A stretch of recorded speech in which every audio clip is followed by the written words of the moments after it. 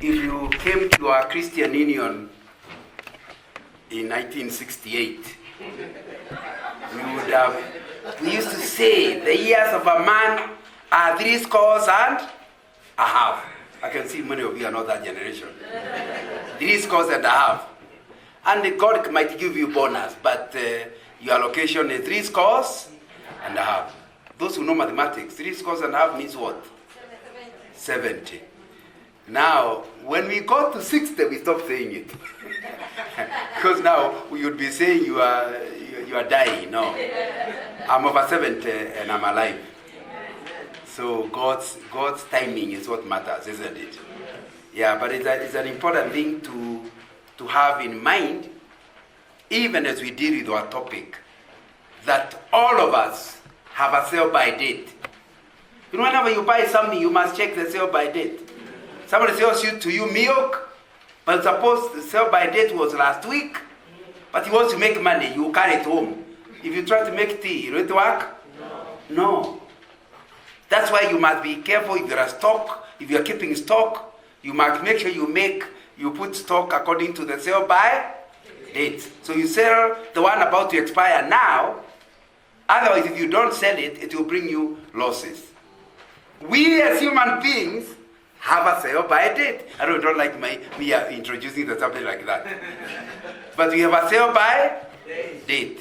The unfortunate thing about our sell-by date is not written on our faces. At all. I've lost 2 or 3 friends in the last 1 month. And one of them was unwell for some time, so we expect it to happen. Another 2, there was absolutely no indication. You just sleep and don't wake up. Or you sleep, you complain.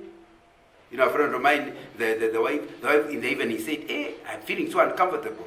So he says, can I take you to the hospital now? He said, no, let's do it in the morning. So in the morning, they wake up ready to run here to Nairobi Hospital.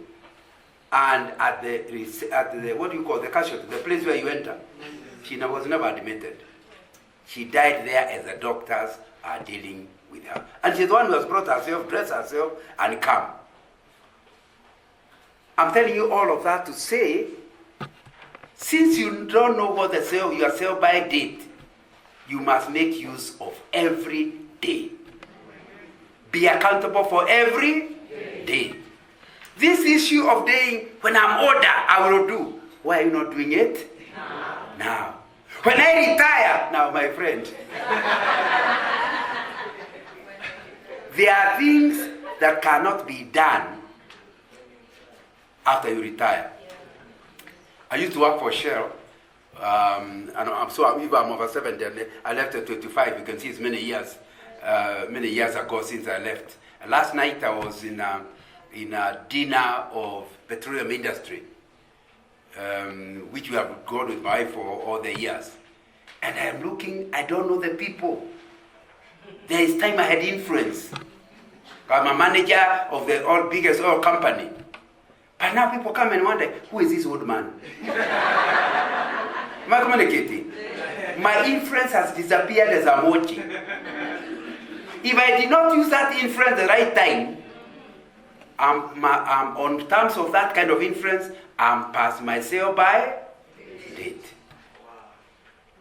So it's important to understand that, because when you understand that concept, then whenever the Lord calls, you'd have wished for more days, but you don't live a life of regret. There are things you set out to do, you have done them, you have seen God's blessing on it, and although there are others you wanted to do, even if you don't do them, your life has not been a waste. You know, there's a list of, many lists in the Bible of people when you are giving genealogy. And it goes something like, so-and-so begat so-and-so, begat so-and-so, begat so. Then it puts a comma and says, and so-and-so did and did and did. Then it goes back, so-and-so begat so-and-so. Now, it depends on which list you be. Where we put a comma to discuss what you achieved, your legacy, or are you simply a begat person? A begat means you came, the only contribution to the earth, you bore a child. That's all. Nothing else. Nothing else they can write except you, may God.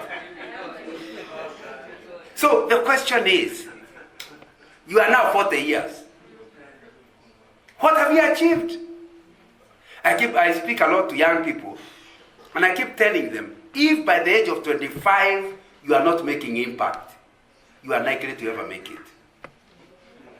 And many of you are above 25, am I right? Yes. By 25. No, Jesus achieved all he did from the age of 30 to 33. Are we together? So, I came to tell you, when the foundations are get shaken, cooperators reevaluate their lives. That's the message I have come with for you. Because because the foundations are being shaken, it means you don't know what will happen next. The whole building might come down.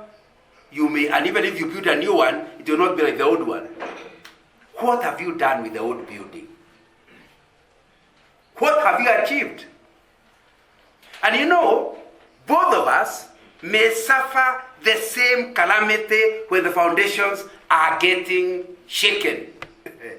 But some of us will survive through the loss better than others.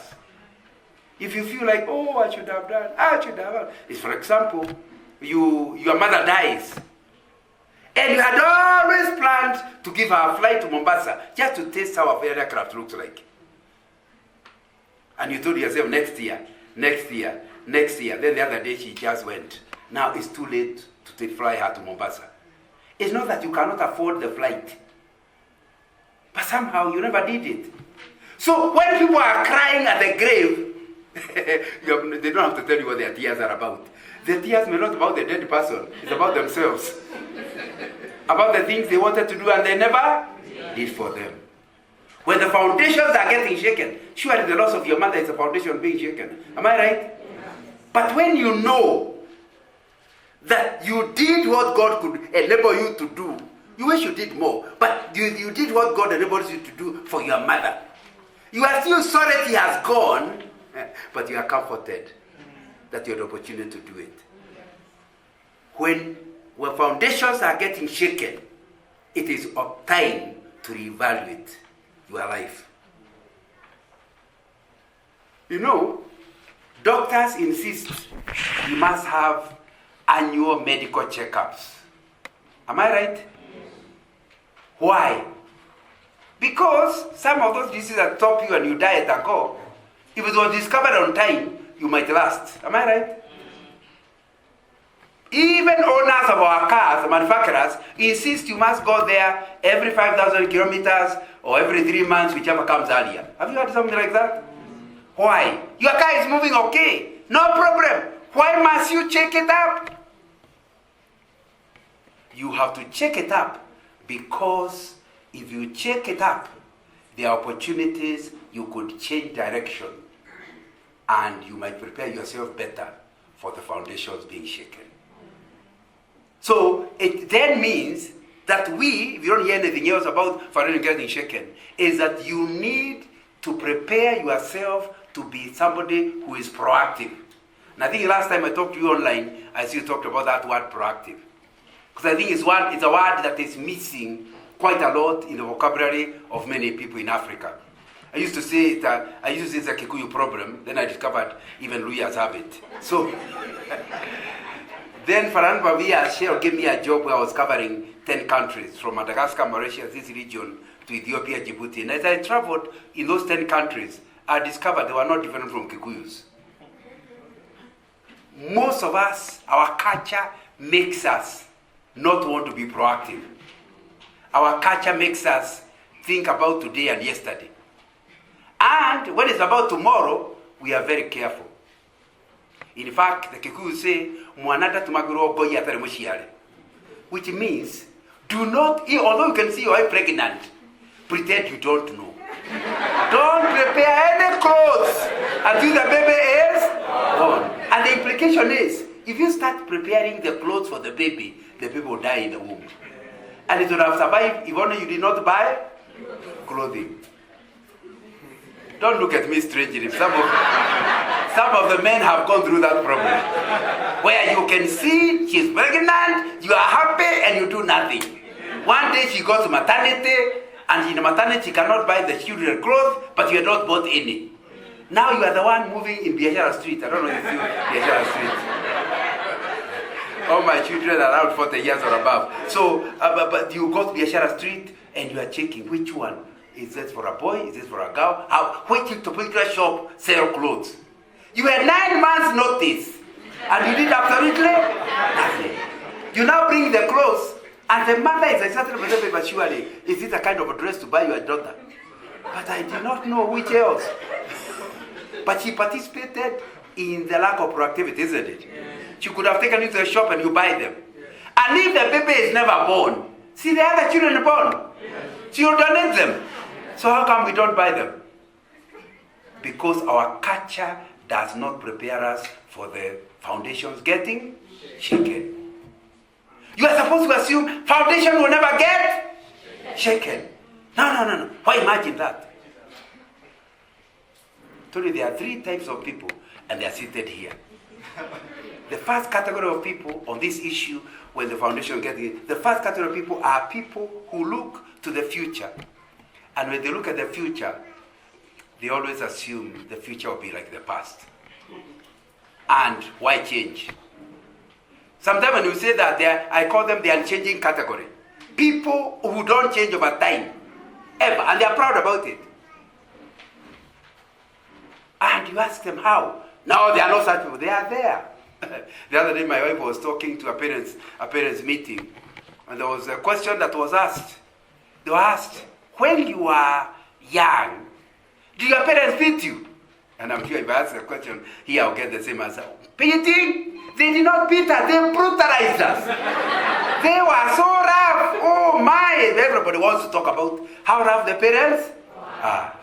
Second question, did that help you? And they all went, oh no, we did whatever we did. As teenagers, we knew they cannot discover us. So the beating did not change your teenage behavior. So you did not benefit much. No, the parents were naive. They did not know, they cannot know what the young men are doing out there. So it did not help you, yes. Third question, do you beat your children? They all went, yes. Now what are you understanding? If you know beating did not help you, how come you are beating? Except that you are in the category of unchanging. You learn nothing from life. You keep doing the same thing. A boy is caught by the police, then you go and get him out of the police with your paying bond. Then the guy does not appear in court and you lose your bond. Have you gone through that? Next time it happens, you again go and lose more money. What category are you? Because the only way of helping that young man is for him to stay there. For his own good. You know you can destroy somebody with love. Yes. You are not learning. There are people who they did wrong accidentally. Those ones pay the bond as quickly as possible. But then you realize that a category he happens to be in. You help him by allowing him to suffer. Somebody called Dobson, I would encourage you to read his books on parenting, James Dobson, says, and he has written a book, you can find it, a case book, it's called Love Must Be Tough. Love must be tough means tough. Love must be tough means, I'm loud enough, they still can hear. Love must be tough means, when your husband drinks and he has such a bad hangover, he can't go to work. And the boss calls to ask, we're asking, so-and-so has not come to the office. How is he? Tell the truth. The guy is having a hangover. If you say that he is sick, oh, sorry. Tell him, sorry. As soon as he is okay, he is welcome back to the office.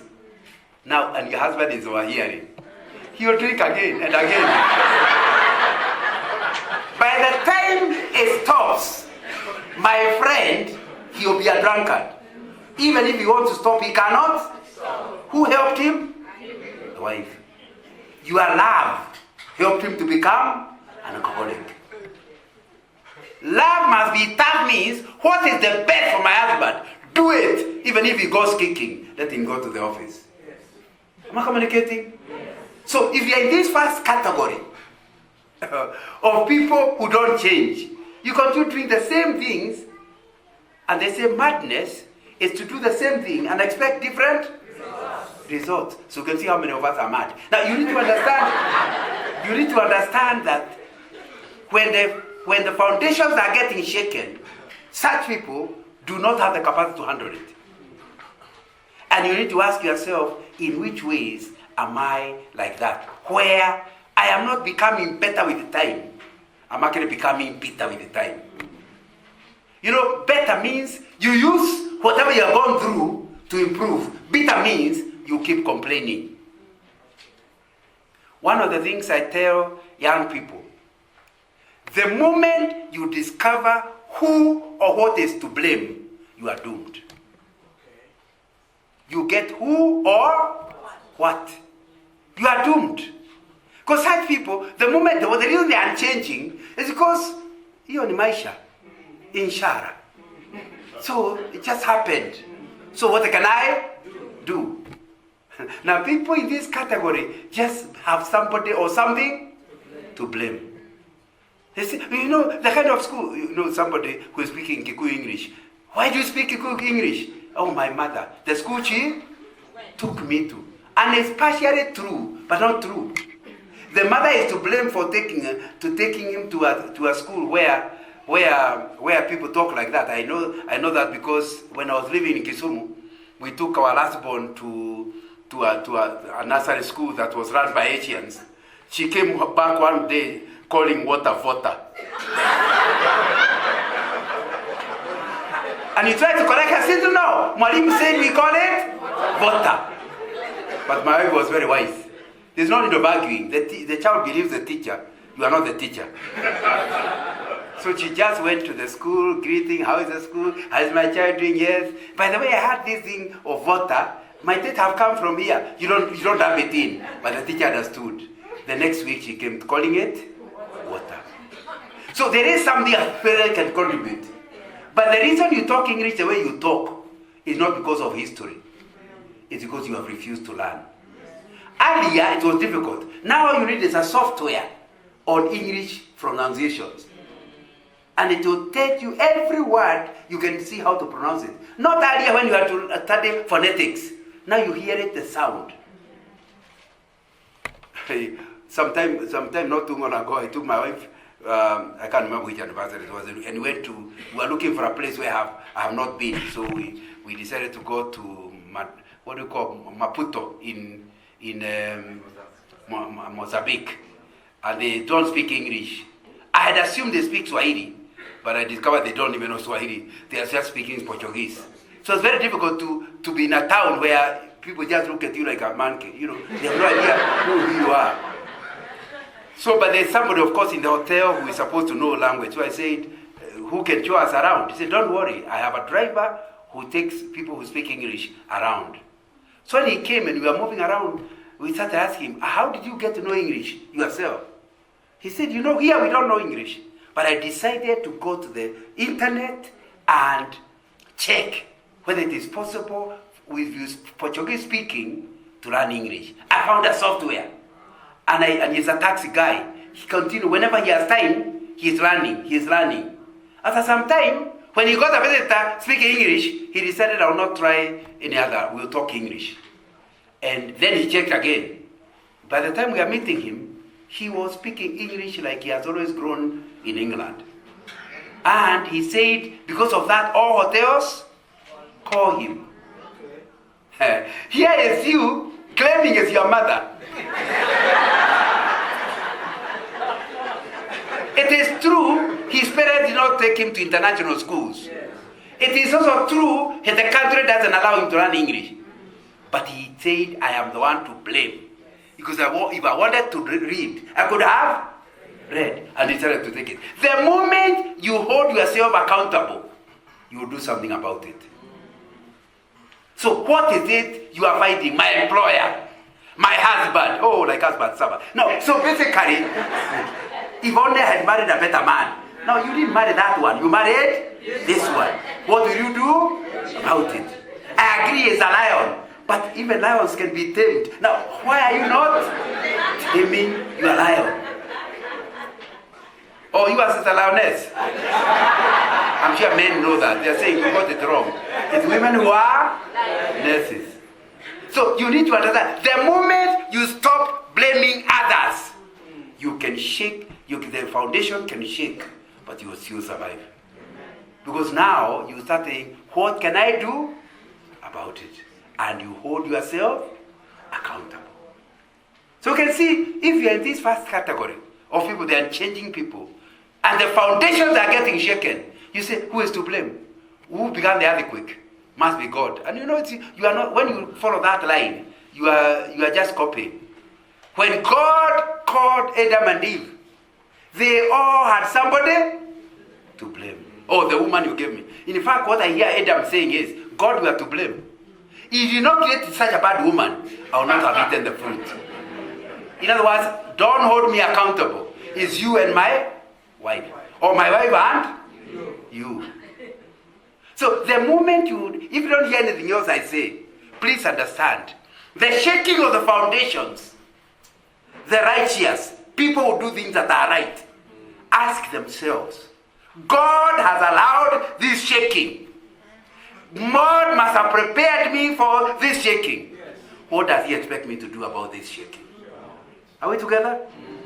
Do not agree to be the category of, what can I do? Oh, they have to blame. Why did they not? They never prepared me. I agree, they didn't prepare you. Part blame. What have you done yourself about it? The second category of people are better than this first category.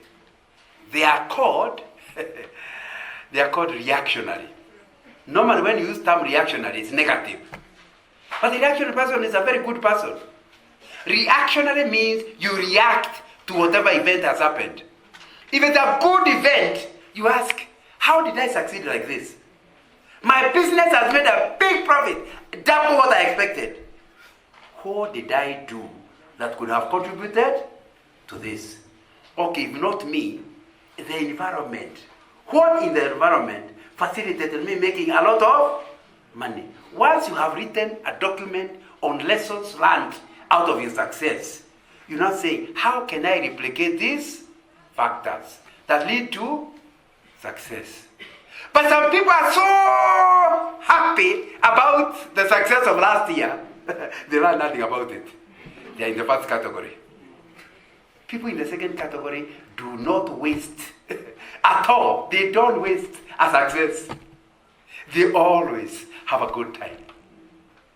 If for the last 3 months you have had a very good time with your wife, just say, exactly, what could I have done that has changed this girl? She used to quarrel me. Now every time I come, her face is stuck at 2:45, happy all of the time. Earlier she used to be at 6 o'clock, a long face. But my wife has turned into 2:45, always smiling. Don't waste it. What has changed in her, what has changed in you that allowed you to enjoy marriage that way? The moment you get it, you now know what to do for it to continue beyond 3 months. Are we together? So it's important to understand, these reactionary people do not waste experiences. Every experience God gives you is for preparation for the shaking. There is something about the shaking in the future that will be helped by the experience of the past. Just before I retired from Shell, they had come up with a new system of interviews, which is, when you left in the 1970s, you went for an interview, they ask you, who is the permanent secretary of forestry? You are supposed to know. If you don't know, you are not clever. But you see, that was Jomo Kenyatta. When Moi came, he kept changing them like a football. So now you can't even remember. But in the days of Kenyatta, you see, a permanent secretary was actually permanent. So you could be asked the question. So, but it's a bad method of interview because just checking with your memory. But they created a new method of interviews which checks potential about the past. So you ask somebody, in order to understand about his capacity to handle challenges of the future, you say, please name the hardest experience you have ever faced. Then tell me, what did you do that made you go through that experience? What lessons did you learn? People who are born in rich people's homes, they try to look for some problem. They have difficulty. My hardest time was when my parents left for London and left me without taking me for the trip. Is that a problem? Even the interviewers know this is not the kind of guy to employ. The moment there is shaking in the company, he will just resign.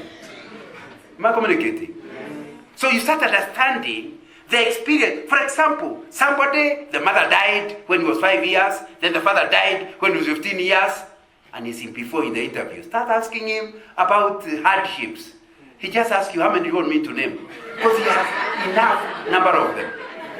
Am I communicating? You employ such a person, and your business has a hope. It doesn't matter there, shaking. So some of these things we think are negative about the route God took us. You should be thanking Him for it. Were you fatherless?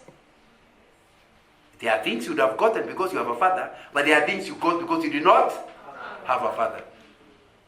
Did you go through a Harambee school? You know there are schools where you are the only person who made it to university. Am I right? Yeah. And you wonder how? My friend, the fact that you went through a school where everybody failed, there is an experience that will prepare you for the shaking. Am I communicating? I went through Alliance, and I remember going to speak. I was invited by the headmaster. Then it was Mr. Maneno. I went to speak there before the old system ended, and he just was so proud to show me the results of my old school.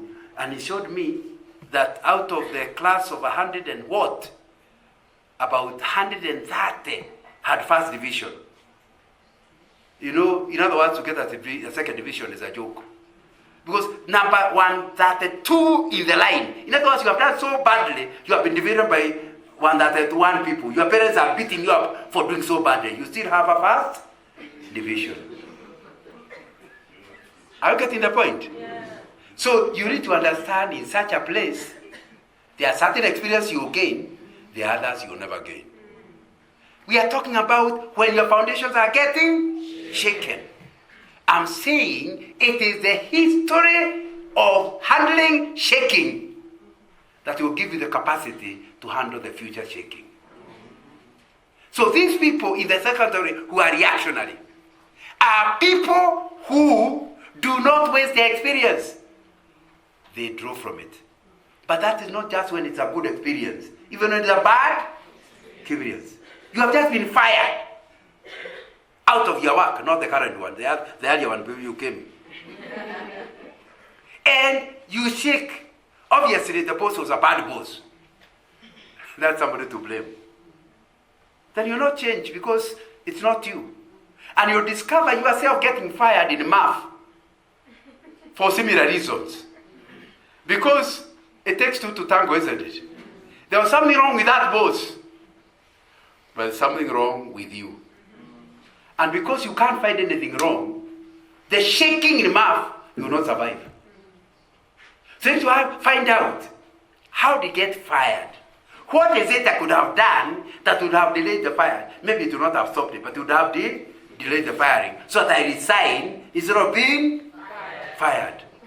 When you do that analysis, you're going to learn lessons that will help you to survive the shaking in math. Am I communicating? Yes. But many of us are in the first category. We just wasted. We've had somebody to blame. Reactionary people are very, very important people in handling the shaking we are talking about. And my prayer is you look at your life after attending this meeting, you look at your life and learn what has gone well and what has gone badly and draw lessons from both. Lessons you can use in the shaking of the future. So, are you reacting? Are you in the first category or the second one? Because the second one is better. You never, even if you have problems, you don't treat them the same way you treat them the last time. Because you have learned something from the past. The reactionary people are very good people because they get better and better with time. But that's not, those two categories are not categories that will help you well with the shaking. Let me recommend the third category. They are called the proactive group. Proactive group. They are called proactive for 3 reasons. Number 1, they never do something for real before they do it for practice. They never do go into life for real before they think about life. That means you have never gotten married. You are, not many of you look unmarried, but let me assume you are unmarried. I've actually written a book called Finding a Life Partner to help the unmarried. So next time you are near Scripture Union, just look for that book. Or alternatively, if you are digital, buy the book in Amazon, Finding a Life Partner. So here you are. You feel it is time to get married. Then you meet a girl and she's smiling and she figure it. Come, we stay. Now you need to understand you are a fool. Let's be clear. You cannot be reactionary because you have never married before. Am I right? But how do you enter into live with someone who was born elsewhere, has lived differently, and is a woman, not a man, because that's the way it should be? You'll be in trouble, isn't it? Or you meet a girl and you start saying, my angel. Now, you need to understand it's true she talks like an angel. But the way to know whether she's an angel or not, propose to her. If she accepts it, she's human. You need to understand angels don't marry humans. The fact that she accepted you proves she is not an angel. And because she's not an angel, she is human, rest assured there will be trouble. So when the trouble comes, say, yeah, I've been waiting for it. Now, so the shaking in your marriage can be tackled because you are proactive. You knew it would happen before it happened. So when you go for a date with a girl, you're trying to imagine this girl is figure 8. She looks nice. After 3 children, she'll be a drum. Now let's just... Will I still like her? So you don't marry the figure 8 because you know it will not last. Are we together?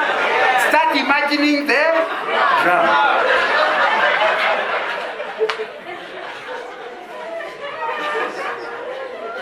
So when she becomes a drum, you have no problem.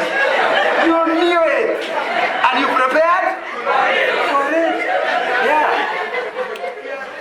Maybe we should ask Rebecca, but when I was the chairman of the University Christian Union in 1975, and if you came, I had an afro hairstyle.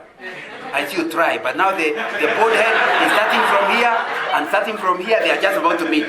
Now, so if Rebecca had married the afro hairstyle, she should have prepared herself for the airport. No, because it was going to come anyway, isn't it? So when you're not proactive, you just look at a guy and usually the afro. Don't marry the afro. It will go. Prepare. Once he has a bald head, will I stomach walking side to side with somebody whom you can't tell there's a head of a human being or... Proactive people do not go into a project before they have fully thought about it. Yes. That is Luke chapter 14. Jesus is saying, why would you start a tower? From verse 28. Why would you start a tower? Building a tower. You know what a tower means? A huge building. Yes.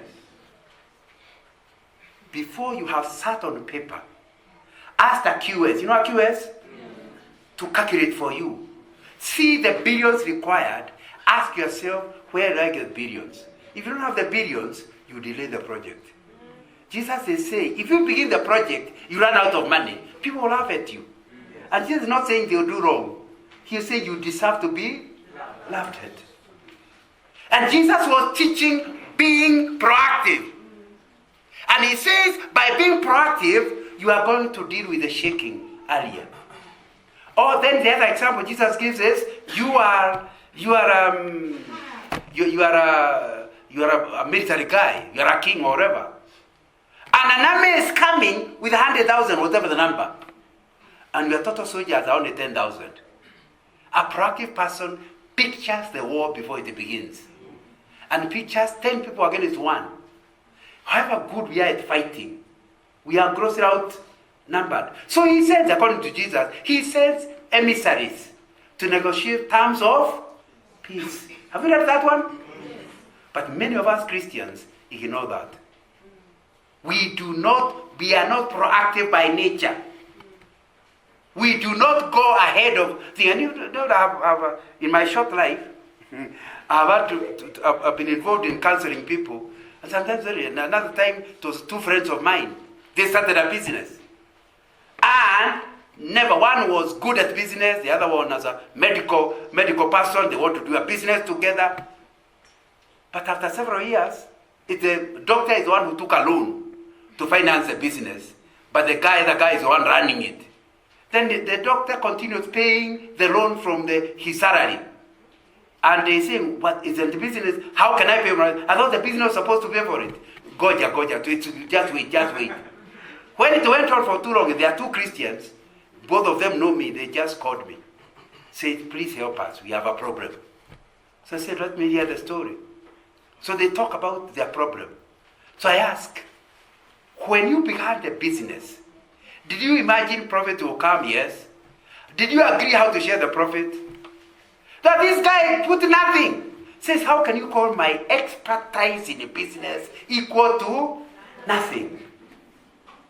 So I asked the businessman, what was the value of your expertise in terms of shares? What is it? This guy took a whole loan. You took nothing. But I agree your business knowledge is worth something. How much? So you have people disagreeing, almost fighting, and backsliding, all because of not being proactive. You should have sat down, thought up the business, about the investment, what will each person contribute, and you must go on to the reason for the business is to make money. How will you divide the profit? When the shaking comes, and you have a business that is not clear, you expect to go to the business, get money. Say, no. Well, you contributed nothing. But that's one is saying, but I'm the one who came up with the idea. Now, can you see the kind of troubles we are going through? And a lot of shaking that we are going through has something to do with lack of being proactive. Remember, I'm not suggesting proactive people will not go through loss. The shaking is on all the three. The only difference is the shaking, same shaking, this guy thought about it in advance. He saw the possibility of it happening. He thought how it could be dealt with. You are in shock. He gets a little tremor, then starts now implementing the earlier thought out plan. So it's very, very important to understand. They say, remember I work for oil industry, so safety is a big subject in oil industry. And they say you must imagine all the things that can go well and work out how to make them even go better. That's being proactive. Before starting the project. Then you must imagine all the things that can go wrong and ask yourself, is there something you can do to stop it from going wrong? Number two, if it actually, even after you have done everything, it still goes wrong, how can you prevent to reduce the negative impact? For example, I was in charge of logistics. We took somebody from Mombasa to all the routes of the Shell tankers, picking out the hospitals along the route, so that we put in the plan for the drivers to know. Every place there is a hospital which is already where Shell and the hospital have agreed. If our driver is brought here, don't ask him for any money. The company has guaranteed the bill. And you know, when you are at the casualty being discussed and the blood is still flowing, si utakufa tu. you'll die. Finally, the company will say, I'm paying, but the guy is already dead because of not being proactive. So we actually named the hospitals along the route. Agreed what we can that we can guarantee. So the hospitals agreed. The other thing we did was to agree accident spots, accident-prone spots. Because the driver doesn't know them. He's there for the first time. And I learned that in a very expensive way. I was district manager. That might be 91, 92. I was district manager. And I decided to just come from London for a course about reorganizing our distribution. And I decided to close the Nanyuki depot. Nanyuki, we used to have a petroleum depot in Nanyuki. It was small, not really helping very much. We decided to close it. By closing it, I needed to test so that the big lorries can go direct to Meru without going, because you used to use the 40,000 liter tankers into Nanyuki, they pour, then the small ones of 10,000 will pick it from there. That means you are doing double handling, isn't it? So we said close. In fact, when I suggested that, the retail people said, no, you can't do that. We'll lose business. So I said, let's not bother them. I told my staff, we'll not bother them. We actually, in reality, de facto, closed the depot without legally closing it. So I told the guys, whenever an order comes in Nanyuki, forward it to Nairobi. Let Nairobi deliver it. Your job is to collect orders and forward them to Nairobi. And of course, the tanker, if it is 40,000, those are like 4 petrol stations, 10. But it's very cheap because the small tanker, you pay them at a certain rate. The bigger tanker at a much lower rate per kilometer. So you are saving a lot of money. Are we together? But the trouble was, earlier, before I introduced the new system, our earlier system was tankers were only for running main depots. Mombasa, Nairobi, Nakuru, Nanyuki, wherever. They were not going to them. And if you have been to Meru, you have to go up Timau, isn't it? Then after Timau, you start going down. And you have come all the way from Nyeri, you have been going up. You reach Timau and you're starting going down. One of our tankers forgot, because we are not prepared it, started going down, and the vehicle is taking itself. With those huge tankers, or huge trucks, if you don't apply the brakes from the top of the hill, it is useless to try to apply them in the middle. So the guy, and you are carving, I still remember the place. You are carving in the place, and the vehicle is too fast, it went out of control, went over into a wheat farm, and burned about 2 acres of wheat. And of course, the guys were rushed out of the fire, rushed to Shiro Hospital, was then a new hospital, were rushed to Shiro Hospital. Of course, it was reported to me. We drove with the safety officer to Nanyuki, or to Isiolo. By the time we reached there, the driver and his standboy were both dead. And we realized it's not a driver mistake. It's lack of being proactive. So I just took Form 6s, or at that time they were Form 6s. I employed some Form 6s, told them, enter into Matatus, taking records. Ask them, where are the spots? What are the dangers? We produce a booklet, trip booklet, so that before you go for any trip, you sit down in Nairobi depot and learn all where the accident spots are in advance. Because if only he knew, he would have engraved the brakes from the top of the hill, isn't it? I'm only giving you that to show you an example of how much destruction there is during the shaking because of people not being proactive. They haven't thought through. Know that lack of proactive can give you trouble. You hear so-and-so son has gone to Turi, and the school fees in Turi is more expensive than going to university. But because your friend took the son to Turi, you also take yours? Oh, they ride houses. Agreed. Now, but you need to understand. After 2 terms, you have sold all that you have.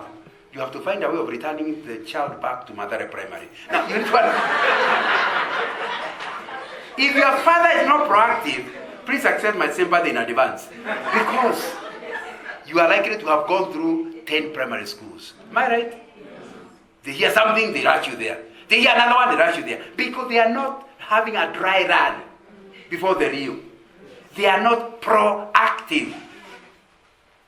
And those are the people who actually end up in trouble during crisis. Because they never imagined it coming. They married a girl thinking she's an angel. The first time she complains, my family is, no, she's just being human. I've written a book called Managing Marriage Challenges. And I argue in the book that if you have been married for 2 years and you have never had a disagreement, be very worried. Very, very worried. That's a very bad marriage. And you have to be very worried about it. Why? Either you or your wife are pretenders. And they are accumulating their frustrations. When they will erupt, there will be a volcano. There will be no marriage to savage. Am I communicating? You see, the only way, if a girl really likes you, the only way she can start complaining is when she feels stable, secure, no, you can never leave her. But you, the way she looks at you, feels that if I complain, he might drop me. So she doesn't complain until she erupts. Because it's quite normal for two human beings not to see things the same. So the fact that you guys are always the same is not a sign of a good marriage. It's a sign of a very bad marriage. Because your wife doesn't feel the freedom to be herself. Or is it your husband? Your husband dares not criticize your food. Hey, you want me to be like your mother? Now you need to understand. Since you don't know what your mother mentioned, you enjoy the ugali like soil and pretend it's good. So your marriage is good, but you're still eating soil. Now you need to understand.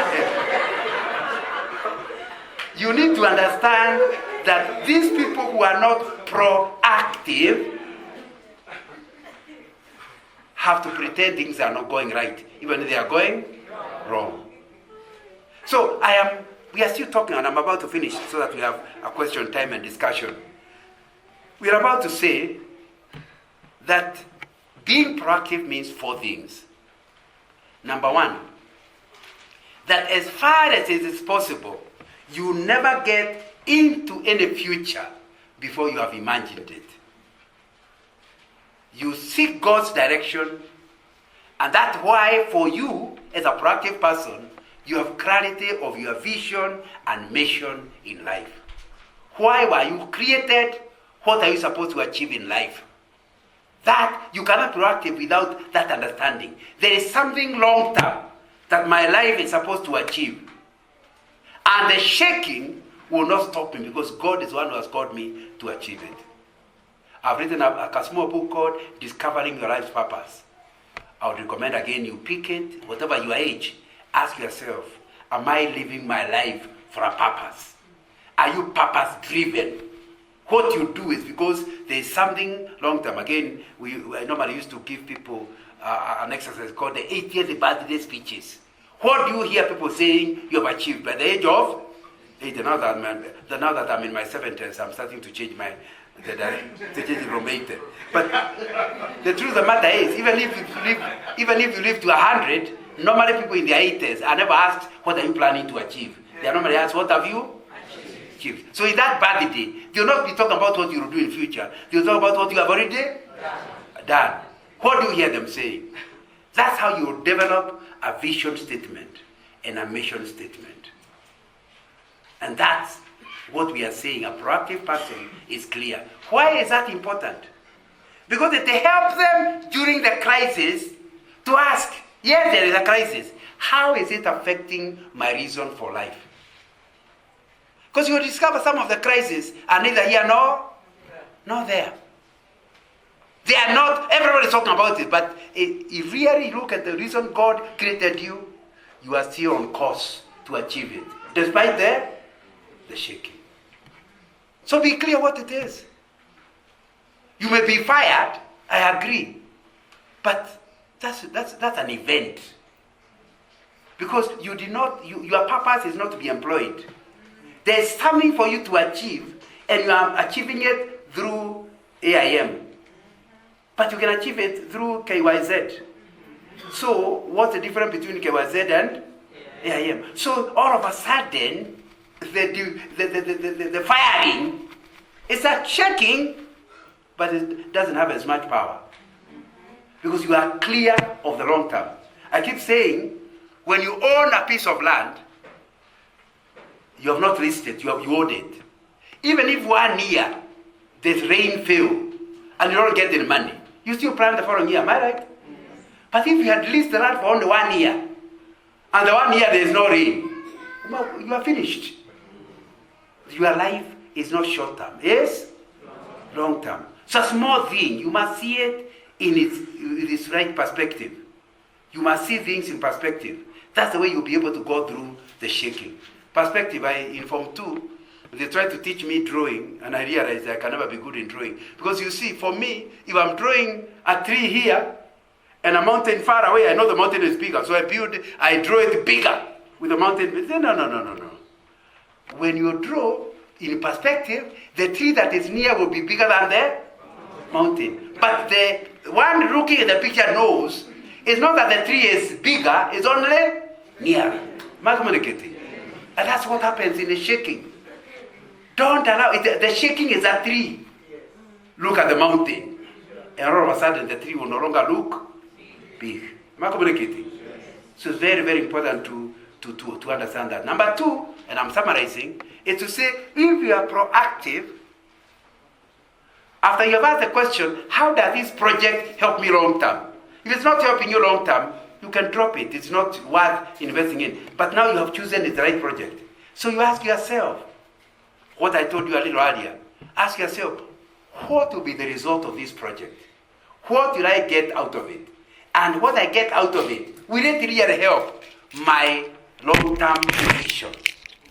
What will I get? In other words, Steve Covey in the 7 Habits of Highly Successful People says, life must be lived backwards. You first of all see the end, then start living now. Before marrying that girl, see the drum. Now, so you see her and you see the drum, then you start now living with the figure 8. And you now enjoy the figure 8. But you are ready for the drum. Am I communicating? Yeah, you enjoy your Afro hairstyle, knowing that you become an airport very soon.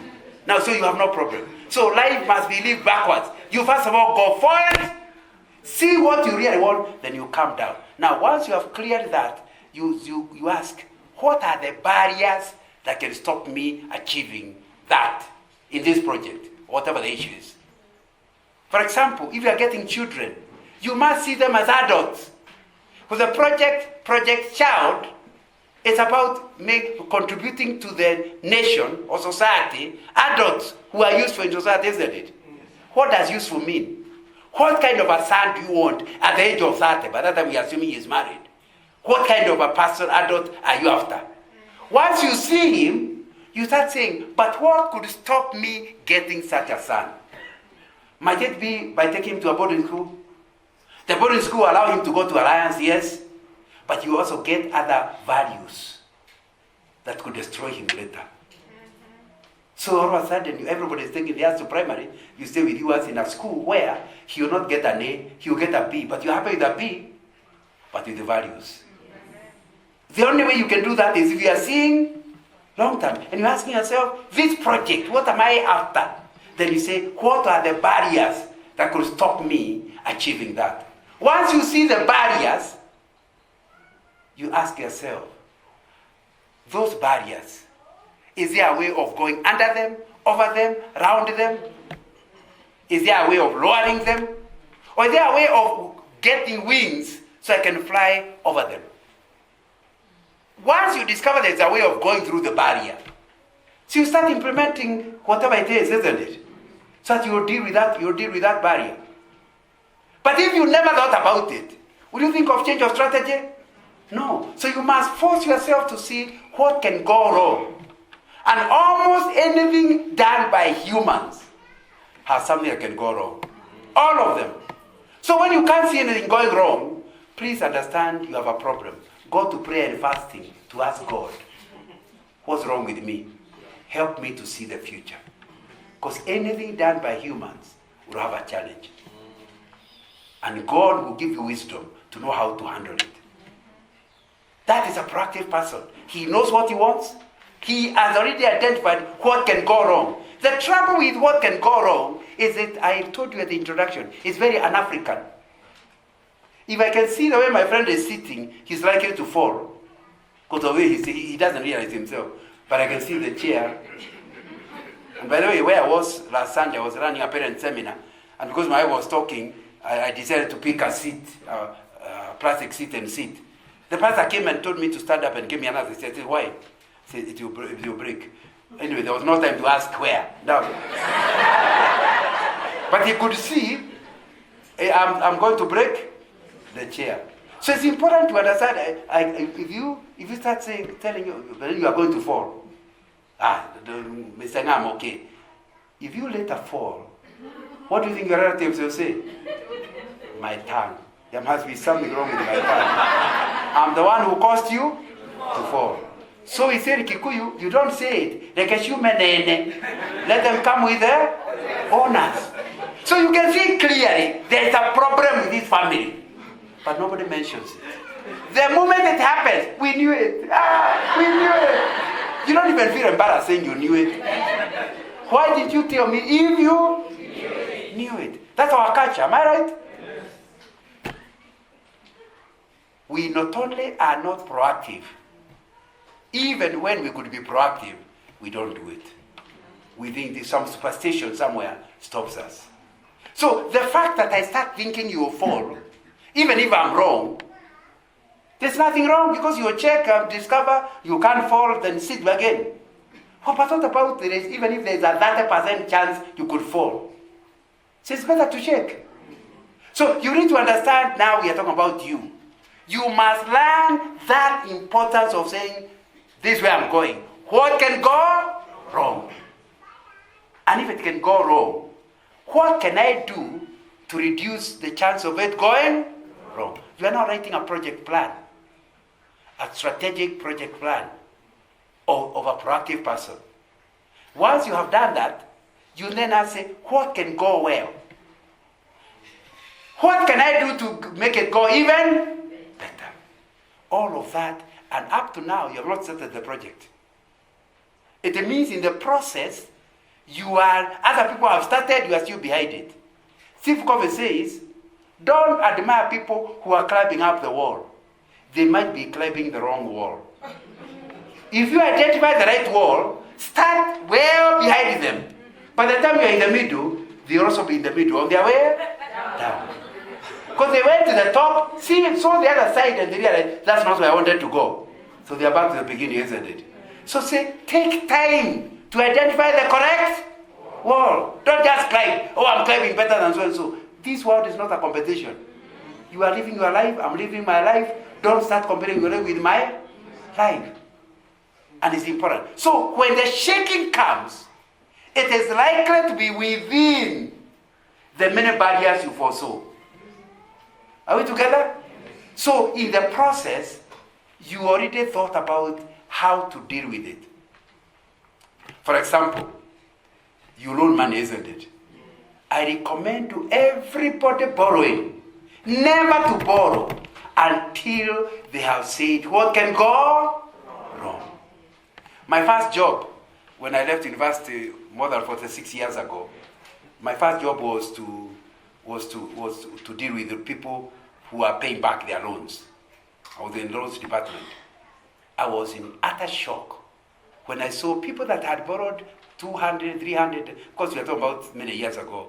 Now they were paying in millions. That time in the 70s, million was a big figure. So a few wazers who came to my office and said, what happened?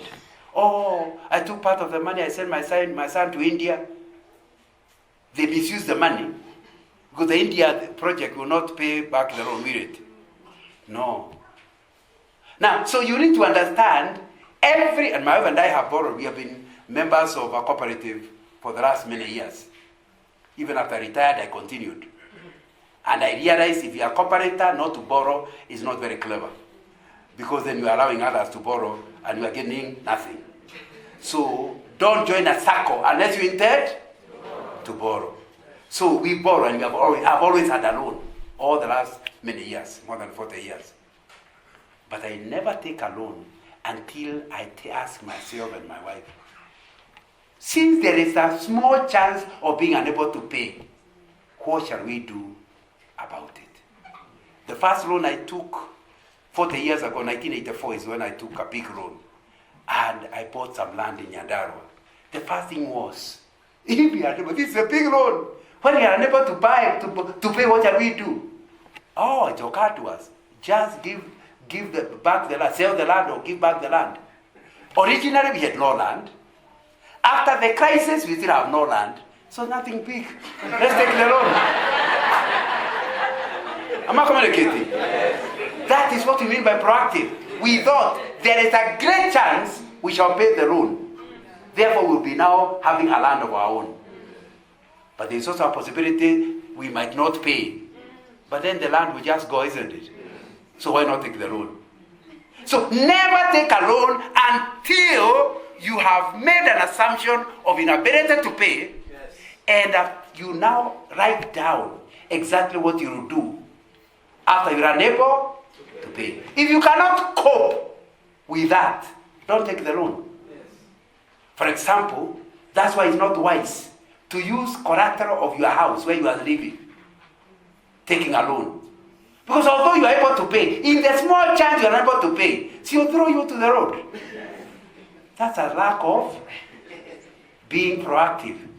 In fact, the Bible says, don't take a loan against a poor man's cloth. Because if he doesn't pay you, you end up with his bed, isn't it? And God will not hold you innocent. That means the message is clear from the Bible. You never take a loan with a collateral of where you sleep. Unless you are a fool. Now, because, I think some of you have already taken, but blame me for coming rather late. From today, you now can do something about it, isn't it? Yeah. You don't take where you are sleeping. It's not wise. Are we together? If it's a land, subdivide it. So that your house remains an 1/4 acre, the rest of it you can take a loan. But not where your house is. Are you getting the point? That means to be proactive. Say, see where? Now that's foolishness. To imagine, and I talk with those who are there, and many of them, the bank sold their land. But they were very sorry stories. And it's lack of being proactive. Because the reasons people are unable to pay, people think they drank. Some of them have never drank anything stronger than soda. But things happen beyond your control. Things just change. Are we together? Yeah. Somebody gets sick and you have to put all the money together to send him to India. And you have not paid back your loan. So your land will go. Am I communicating? Yeah. So you must allow a small chance. You will be unable to pay. And then you must tell me exactly what you will do when you are unable to pay. What are you going to do? So that's really what you are talking about when you talk about. And finally, in order to handle what is shaking, please stay with God on a continuous basis. All the things I've told you are only possible when you have heavenly resources. Knowing God is in charge of your life. Not making decisions without consulting Him. Means when something happens, you know you consulted Him. And Romans 8:28 becomes clear for you. When the foundations are getting shaken, which are the cooperators? They run to God. And they go to God and say, I prayed. Romans 8:28 says, all things will work together. They will not work together good. They work for good. That word for is a very serious word. Because for does not mean they work good. Am I communicating? It means they work for good, means they may be bad, but they're working for good.